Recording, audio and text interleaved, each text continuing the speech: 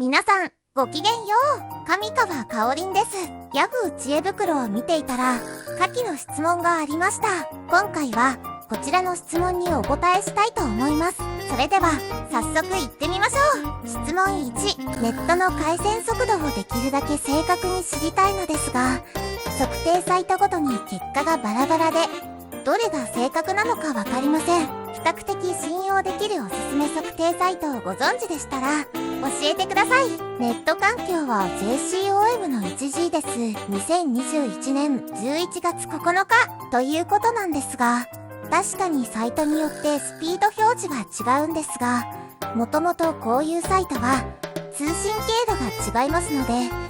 て当たり前なんですよね。なので、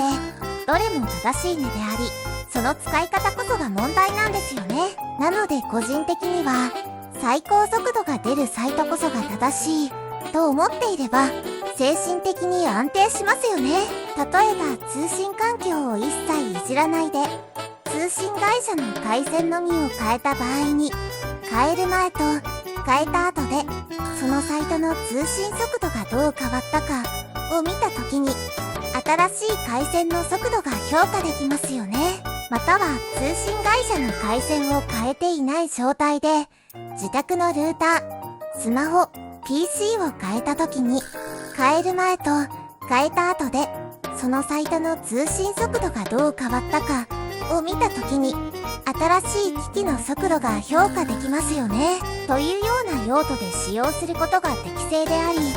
日々の違いに一喜一憂する使い方は違うと思うんですよね。しかしながら、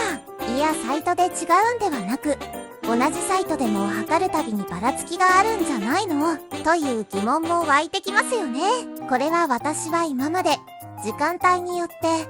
あるいは混雑具合でスピードテストの成績が変わるんだろうなと思っていたんですが、どうやら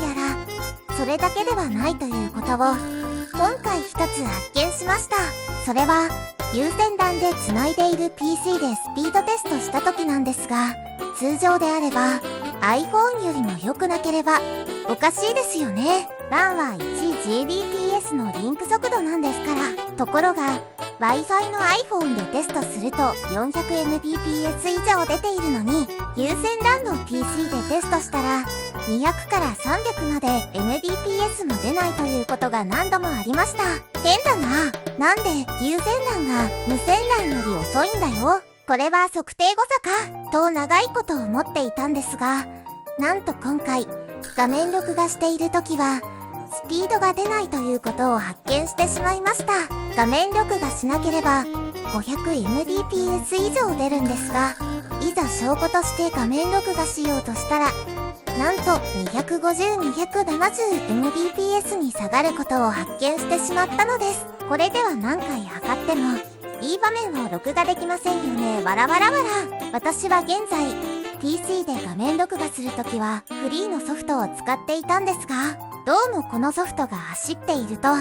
メモリを食うようです。当然ですが、メモリはよく動作処理を行う作業スペースに例えられますが、メモリはその端末で同時進行する作業の数が多ければ多いほど不足しやすくなります。つまりメモリが不足するとスピードテストでも時間がかかるようになるんですね。まあ当たり前といえば当たり前ですが、 iPhone ではこのような顕著な低下はありませんでしたので、今まで気がつきませんでした。そしてなんとこの画面録画をしなければ、我が家では昼も夜も早朝も IPv4 オーバー IPv6 にしなくても PPPoE のままでも